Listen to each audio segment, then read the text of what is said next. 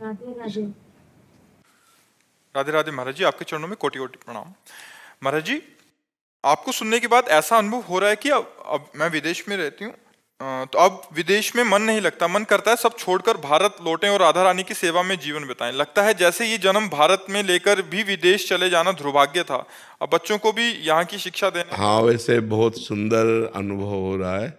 ये बहुत सुंदर अनुभव हो रहा है, क्योंकि विलासतापूर्ण देश से हट करके धर्म प्रधान भारत देश है। अपनी मातृभूमि में आकर भगवद आराधना करते हुए जीवन व्यतीत करें, यही जीवन का परम लाभ है। ये तो परम लाभ है। हम इसे सौभाग्य नहीं समझते कि खूब वैभव मिल जाए, खूब रुपया पैसा भोग विलासता मिल जाए और उसमें परमेश्वर को भूलकर, प्रभु को भूलकर हमारा प्रतिपल विलासिता में जाए, गंदे आचरणों में जाए।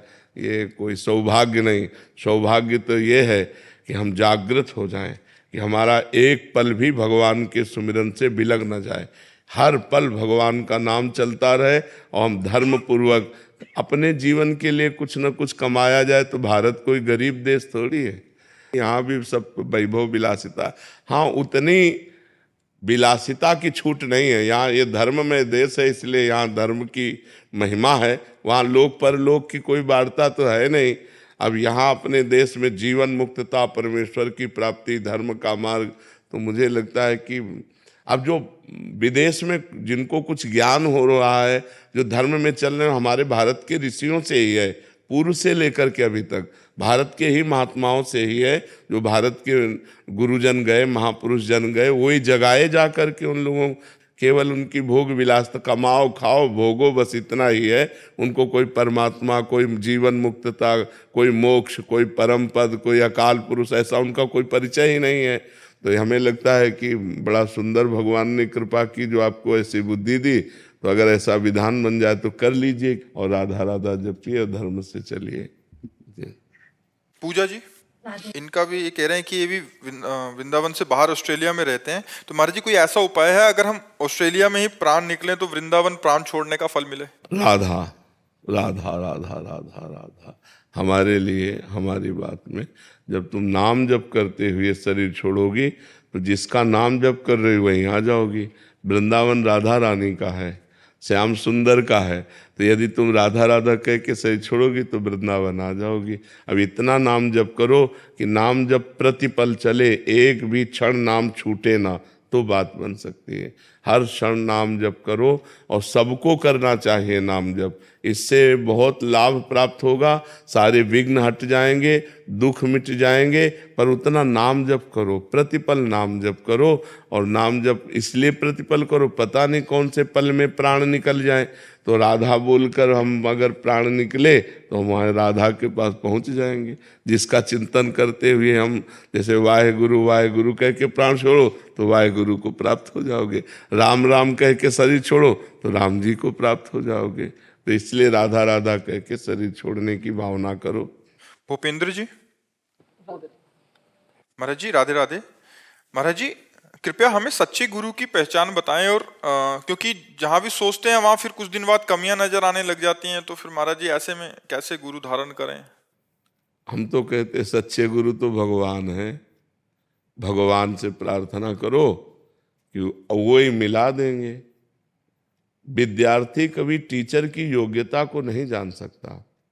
आप संतों की बाह्य बातें देख करके संतों के अंदर की स्थिति को नहीं जान सकती। बाह्य बातें संतों की नहीं होती हैं, संसार की होती हैं। तो ये संसार संसारिकता देता है, लेकिन साधु की साधुता को कैसे पहचाना जाए? जब तक स्वयं साधु नहीं होगा तब तक साधु को पहचान नहीं सकता। बाहरी बातों से पहचाना नहीं जा सकता। मान लो कपड़ा फटे पुराने पहने और उसकी स्थिति भगवान में नहीं है, और एक है कि राजा बाबू बना बैठा है लेकिन स्थिति भगवान में है, कैसे पहचानोगे? संतों को पहचानना बड़ा कठिन है। इसलिए भगवान से प्रार्थना करो, जगत गुरु से, कि वो संतों की पहचान बता दे, वो ऐसे संत से मिला दे जिससे तुम्हारा काम बन जाए। तो भगवान से विनय करो। हमें तो यही लगता है। बाहरी पहचान संतों की सहज में इतनी है कि जिनके पास बैठने से हमारा हृदय शीतल हो जाए। जिनकी वाणी सुनने से हमारे संशय नष्ट हो जाएं, जिनके बताए हुए मार्ग में चलने से भगवान मिल जाएं, वही संत हैं। पर हमें चलना पड़ेगा तब समझ में आएगा। पर कुछ संतों के ऐसी बाहरी लीलाएं होती जिससे पहचाना नहीं जा सकता।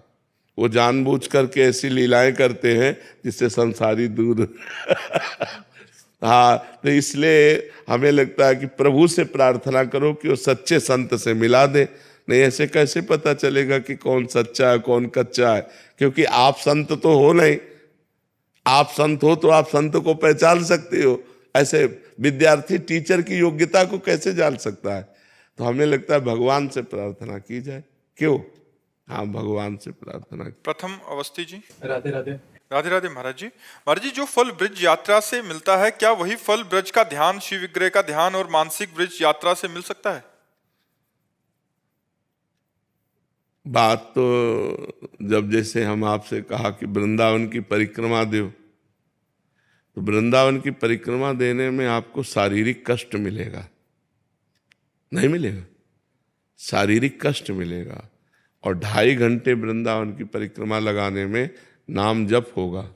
ये तो कहा जाता है कि तुम्हारा मन लग जाए, लेकिन हमें बताओ 5 मिनट में तुम मानसिक परिक्रमा लगा लिए तो 2.5 घंटे जो नाम जप हुआ वो 5 मिनट में थोड़ी हो गया। 2.5 घंटे जो पैदल चल करके नंगे पैर परिक्रमा दी, जो कष्ट मिला, वो मानसिक में थोड़ी हो गया। मानसिक में चित्त लगाने के लिए कहा जाता है, लेकिन बात तो प्रगट में करने की है, क्योंकि प्रगट में आप कष्ट सह रहे हैं। अब प्रगट में 84 कोस की परिक्रमा पैदल लगावें, जब बहुत रफ्तार से लगाएंगे तो 15 दिन तो लगेंगे।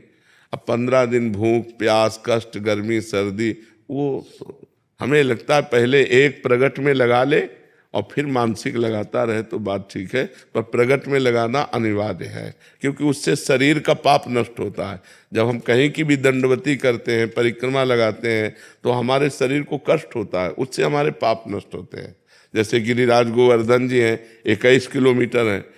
अब 5 मिनट 10 मिनट में आप मानसिक लगा सकते हो, लेकिन 21 किलोमीटर के लिए 5 घंटा 6 घंटा आपको बराबर पैदल चलना पड़ेगा, तो आपके पैरों को कष्ट होगा, आपके शरीर को पीड़ा होगी, भूख प्यास भी लगेगी, गर्मी सर्दी भी लगे, उससे आपके सारे पाप नष्ट होंगे। हाँ, इसलिए हमें लगता है प्रगट में लगानी चाहिए और शेष समय मानसिक भी करनी चाहिए। हमने जब ना पहुंच पावे तो मानसिक करे, पर प्रगट जरूर लगावे, चाहे एक बार ही लगावे। महाराज जी, जैसे सपने में हमें जैसे श्री विग्रह के दर्शन होते हैं, अच्छा है, पर वो सत्य नहीं है, वो सत्य नहीं है। अच्छा है, वो मन ही श्री विग्रह बन जाता है, मन ही भगवान बन जाता है। दर्शन तो ऐसे जैसे हम और आप। मतलब आने का ऐसा कोई योग नहीं था वृंदावन? आप सपने में दिखे मेरे को, तो एकदम से लगा कि चल के महाराज जी से मिलना। हाँ, वो मतलब भगवान मन ही है, वो आकर्षण करके ऐसे करते हैं। लेकिन हम इसे भगवत साक्षात्कार थोड़ी मान लेंगे। भगवत साक्षात्कार तब मानेंगे जब जैसे आप और हम, ऐसे साक्षात्कार होता है।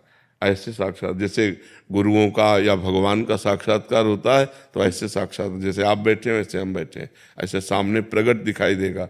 हाँ, वो जमीन पे बैठे नहीं दिखाई देंगे, वह जमीन से ऊपर दिखाई देंगे। जैसे महापुरुषों को देखा है तो ऐसे आकाश में आसन लगा दिखा है, आसन पर बैठे, पर पूरा सजीव, ऐसा नहीं है कि चित्र दिखाई दे रहे हैं, ऐसे पूरे जैसे आप बैठे ऐसे बैठे दिखाई दिए। ऐसे आज हम लोग छोटी मोटी जहाँ स्वप्न में आया तो मान लेते हैं भगवान मिल गए, भगवत दर्शन, ऐसा नहीं है। हाँ, ऐसा नहीं है।